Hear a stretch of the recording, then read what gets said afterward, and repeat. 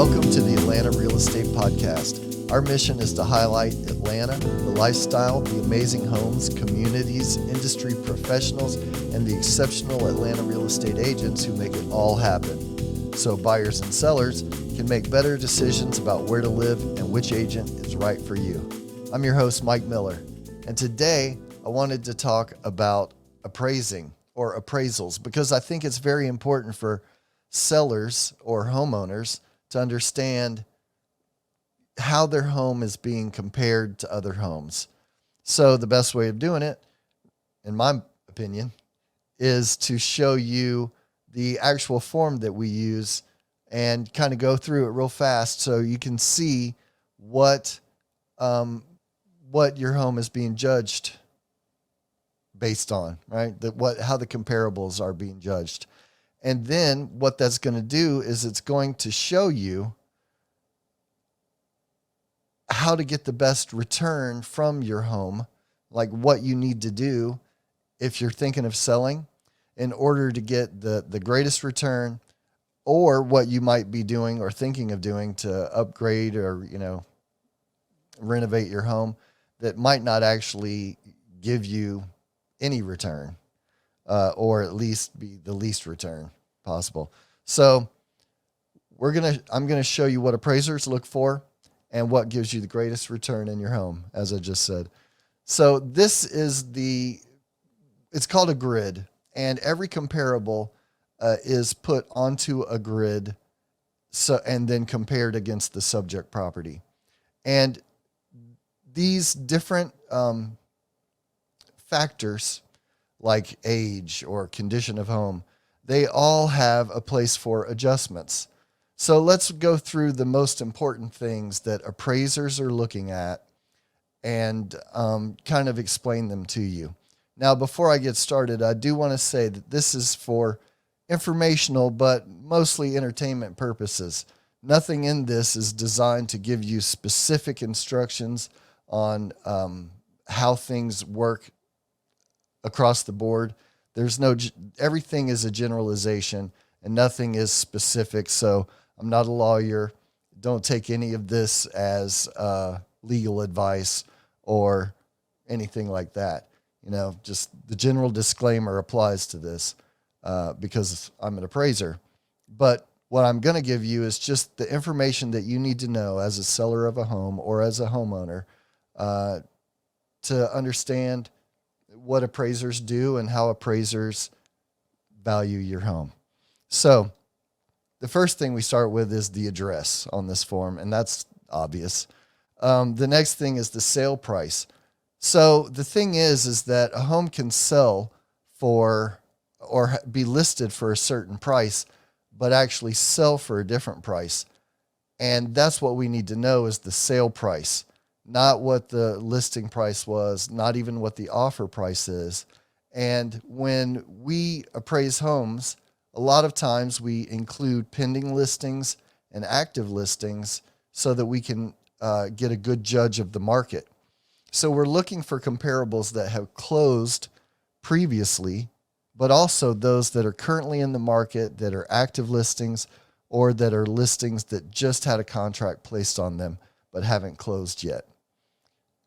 The next thing is the date of sale. So this is important because over the last year, we've had a market that has taken off and then started to cool. If you bought a house in February, March, April, or May of 2022, then you were at around the peak of the market. So the price you paid for that home is going to be higher than it would have been if you bought the home in 2021, early 2021 or 2020, definitely 2019. So that date is extremely important. Now, as an appraiser, we can only pull or use comparables that have sold in the past year. But even then, in this market, a year may be too long. Maybe 6 months or 180 days is a better judge of a comparable because, if we go back 7-8 months, that was the peak of the market and are homes still at the same price level as they were at the peak? It's a good question. And that's why the date of sale is important. The location. So location is important because it could be in a swim tennis community or a gated community, or you could be on a busy street. All of these things, the location actually applies to the value of the home because, as you can tell, there are some really nice streets in Atlanta, but they're busy streets, and there's $2 million homes on those streets. But when you compare that home to a home, $2.5 million home in a gated community with a championship golf course as one of the amenities, you can see how there's a difference there, and we have to account for it somehow. The next is site, and that's the size. So generally, I think that if you're looking at homes that are all on postage stamp lots, then there's no difference in the size of the lot, even if it's 0.24 to 0.30, right? It's essentially the same. It's, less than or around a quarter of an acre. But if you're looking at sites or properties that are 1 acre and then the comparable has 5 acres, that's a huge difference, and you've got to adjust for that. The next thing is view. So just like a busy road has a bad view, you could have neutral views, beneficial views, and inferior views or negative views. So let's think of being on the top of a mountain, or having a wooded lot, or having a house that's in a parking lot. There are some of those. So these differences of the view affect the value of a home. So that's why that's in the form. Design and style. There's a difference between a townhome and a 3-story colonial home. There's a difference between a ranch and a Frank Lloyd Wright ranch, right? The design, the style of the home makes a huge difference in the value of the home. And when we are trying to value a home, we're going to look for comparables with the same or similar design and style. But remember, every time we're looking for comparable and any adjustments that we make, it's all based on what the market would do, right? So if I'm looking at a home that's definitely a home for a first-time home buyer, then that's who I'm thinking the market is. And if the market is looking to be in this school district, a specific school district for their child, then will they care if one house is 2-story and one house is a ranch? Or will they care if their 2 houses are 2-story, but one's craftsman style and one's colonial style? You have to make those determinations. In that case, I don't think that they would have a preference. They just want to get into a house that has the amenities that they want and it's in the right school district. But sometimes design and style play a big factor. Quality of construction. So now we get into more subjective things, except this only appears subjective and people think it's subjective. Let me give you an example. We rate quality on a scale from 1 to 6. So we have Q1, Q2, all the way down to 6. So quality 4 or Q4 is the standard quality of every house that you see built around you, right? If you want to go up to Q3, then you're talking about a home that is likely brick and stone. It's custom built. It has open beams. It has a lot of extra finishes that you don't see in a normal subdivision. When you go to Q2, then we're talking about Frank Lloyd Wright's waterfall. We're talking about a special home that was built with special materials. It's usually an architect had rendered the plans, and it was built to exacting specifications. But when you go to Q1, which is what everybody thinks their house is, we're really talking about the Biltmore estate. Something that's so detailed, so ornamental, so much like stone. Like every stone is hand leveled and then placed, and then they have keystone arches. And just think about the detail, the marble, the brass, the glass, everything that Biltmore has. That's what a Q1 is. So most homes are at the Q4 level. Q5 would be like a home that had the minimum details, the minimum level of insulation, the minimum of everything. And then Q5 would be more like a shed that you built in your backyard. No insulation, just open to the elements kind of, or some protection from the elements, but not much. The next thing is age. And there's two factors with age. There's the actual age and then the apparent age or the estimated age. And basically what that means is that a home could be 1 year old, but it could also appear brand new or 2 years old, even though it was built in 1840. And the reason why is because you can renovate, you can update your home and make changes to it so that it has all of the style, all of the look and the feel and the lifestyle of a brand new home, regardless of when it was built. Condition is the next, and condition also has a scale from 1 to 7, I believe. But condition is how well is the home maintained? Is there any deferred maintenance? So a C1 home is brand new. C2 is not brand new, but there's no deferred maintenance. And when I say deferred maintenance, I mean there's no fingerprints on the walls. There's no, scuff marks, no tears in the carpet. The paint on the outside of the house isn't peeling off, that kind of thing. Most homes are at C4, which is some deferred maintenance. When you renovate, you can bring most of your house up in the condition scale. But a home that hasn't been renovated, at least for 15 years, is probably on the C4 level. And so if you see that in your appraisal, you know what it means. So really the baseline or the average is a quality of 4 and a condition of 4. C4, C3, somewhere in there. But if your home is brand new, right? So like you went to a developer like Pulte or John Whelan or D.R. Horton, someone like that, and they built a home, that's going to be a quality 4, a Q4, C4.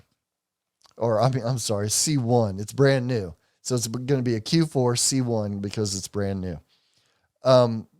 Next, we talk about rooms, bedrooms, bathrooms, and gross living area. So appraisers use a term called gross living area or GLA.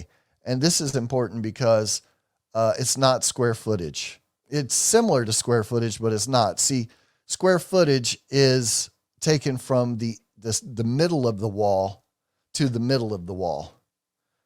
But GLA is from the outside of the wall to the outside of the wall. This makes a difference because if you have a home that has really thick walls, you're getting extra GLA, extra square footage in your home because of your extra thick walls.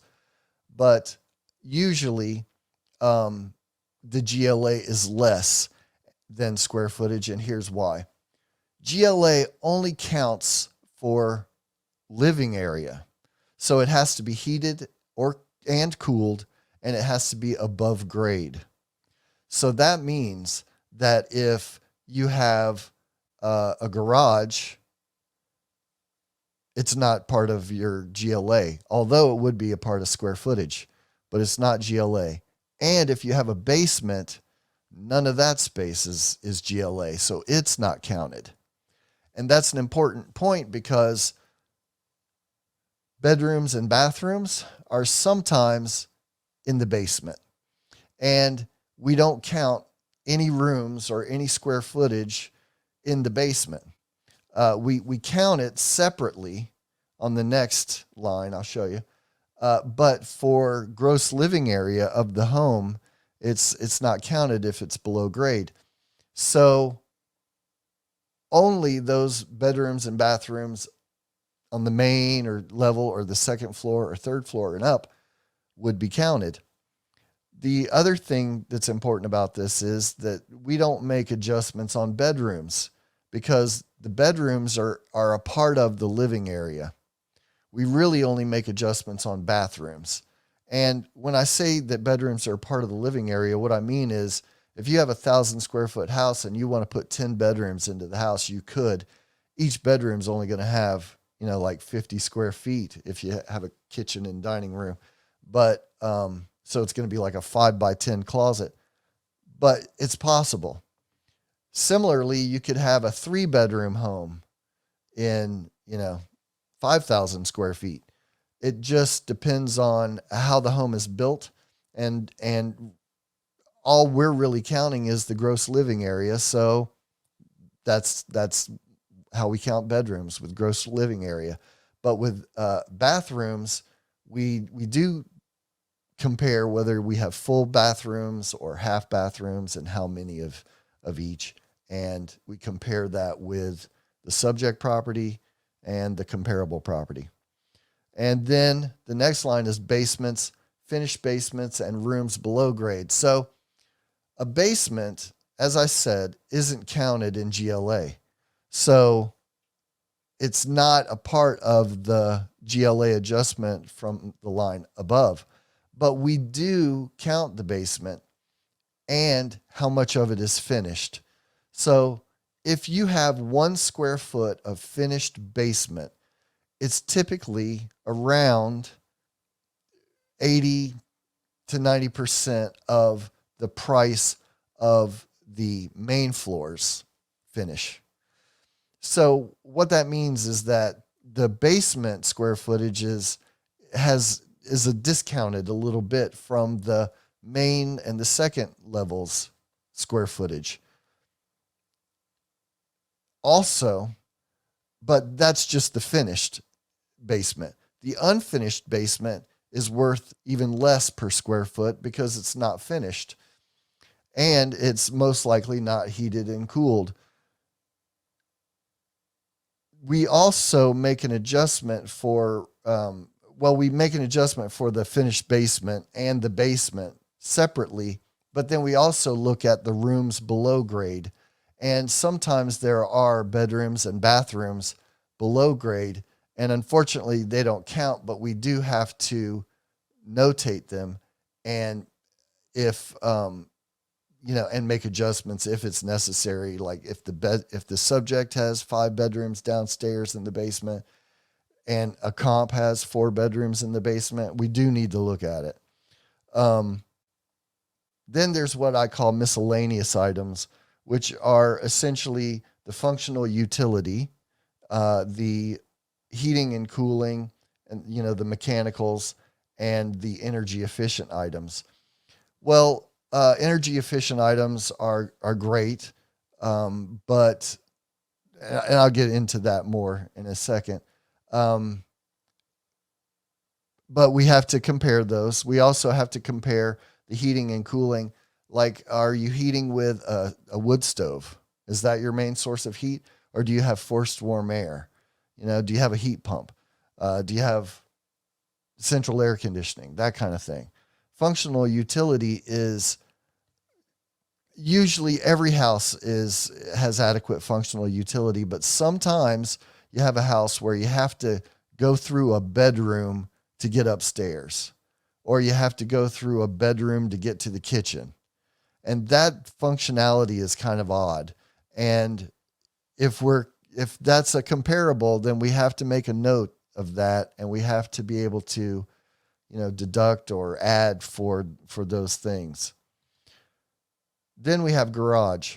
Now, garage is important because, like a real estate agent will say that that's part of the square foot, and the builder will say that that's part of the square foot. But we don't count it as living area because it's not heated or cooled. A garage can be attached or detached. It can be built in. It can be 2-car. It can be 3-car. And all of these have different appeal in the marketplace and different values that are assigned to them. And if I'm comparing two houses and one house has a 1-car garage and one house has a 2-car garage, I have to account for the value of that extra garage space. Finally, we have a section I call extras, but basically it's porch, patio, deck, fireplace, and pool fence. So the thing about this is that these are the amenities that some homes have. Some have a front porch that's covered, that has copper roof, patios in the back, maybe a large pool deck with a pool, a gazebo, a pool building, an outbuilding. They may have an outdoor kitchen, a fire pit, a spa or a hot tub. They may have fireplaces out there. They may have a big lawn and a putting green, or more typically, they may have nothing, just a backyard, maybe a 10 by 10 concrete patio that's open. Understanding and calculating the differences between the subject property and the comparable properties with all of these extras really helps to understand and where the value is at. Because if you have two houses and they're both same, same, except one house has a pool, then you have to look at the sale price of the comparable, like with the pool, and identify what part of that sale price was attributed to the pool. So it's little things like that that help us adjust and identify the value that the subject property should sell for. And then when we take all of those adjustments and add them up, we come up with an adjusted sale price. And then that tells us the range that the subject property should be placed within. So as appraisers, we don't give a specific number. We'll never say something like your home is worth $498,743.21. That's ridiculous, and it would be impossible for us to do. Instead, what we would do is we would give a number based on a range. So if your home was around 480,000, we would say that the range of the comparables are between 465 and 492,000. But we place the subject property towards the bottom of the range, towards the top of the range, towards the middle of the range, and then give a number. And that's how we do it. So what that means is that leaves us with the question, what upgrades, knowing all this, right? Knowing how it works and how an appraiser compares. Because you'll notice on this form, there's not things like new roof, new heating and air. Do you have a Vulcan stove, 8-burner gas stove? Do you have a Sub-Zero refrigerator? Do you have a little tiny refrigerator? Like, there's none of that stuff is on this form. So we're just utilizing like quality and condition, or, in order to accommodate those things, and extras, right? We'll accommodate those things with extras, but there's a lot that's missing from that form that you might think is important to your home. Like, what about a central vacuum system? It makes it super easy to vacuum every room. But are you going to get the return on your investment when you purchase that? Or what about a new pool? So So this leads us to understand what are the upgrades that give you the greatest return on investment when you sell your home. Well, obviously, it's the kitchen. If you update the kitchen, that's going to be your greatest return. Next would be your master bath, not the other bathrooms in the home, the master bath, because most, that's where the owner of the home spends, their time in their bedroom, their bathroom, and their kitchen. You'll want to paint the walls to a current or neutral colors. Accent walls are great. That's where you have four rooms in a wall, but one wall is painted a special color. Those are excellent. But the whole idea is that if you're selling your home, you'll want it to appeal to the new buyer. They'll want to see themselves in it. So if you have anything really personalized in your design style, like let's say slashes across the wall, like artistic wall designs, things like that, the person who's buying the house has to enjoy it and like it as well. So neutral is better. You'll want to replace old worn carpeting, because if it looks bad, then it's not going to sell, but you'll get more return out of replacing the carpet than you would if you didn't replace the carpet. Exterior paint. Exterior paint goes a long way to making the home beautiful and give you that curb appeal that you're looking for. Now, of course, you got to, mow the grass and have the trees looking nice and everything, but and the bushes and flowers. But once you've done that, then the exterior paint is going to set your home off and make it look like it's the quality it is. It's not going to detract from it in any way, and you'll get a return on investment if you do it. Finally, upgrade interior hardware and dated light fixtures. So the hardware on your cabinets, on your door handles, that goes a long way to, like, I would call it branding the home or giving the home a certain style. The hardware can give a home a futuristic look. It can also give it a historical look. So that is true with the lighting fixtures as well. Lighting fixtures can make the home look futuristic, and they can make it look old. They can make it look like a rental unit, or they can make it look like $1 million. It's just those little things are what people really look for. Or even if they're not looking for it, subjectively, they feel different when they go into a home that they could see themselves in. It matches who they are.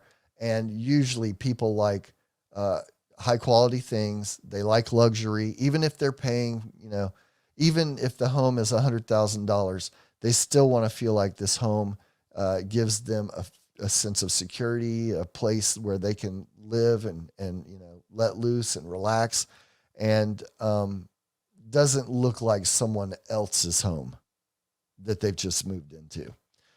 So now that we know what gives you the greatest return, it kind of leads to, well, what would I do that would give me the least return, right?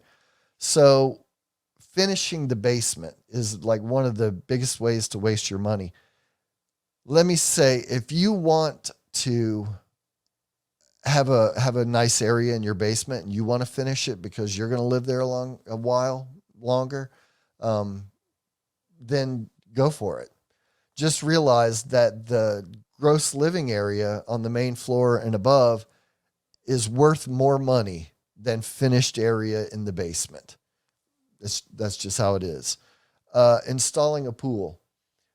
Now, in the past year, pools were extremely important because when people started buying more and more homes because of COVID restrictions and lockdowns, and they realized, hey, we want to have a lot of amenities at our home, then pools became important.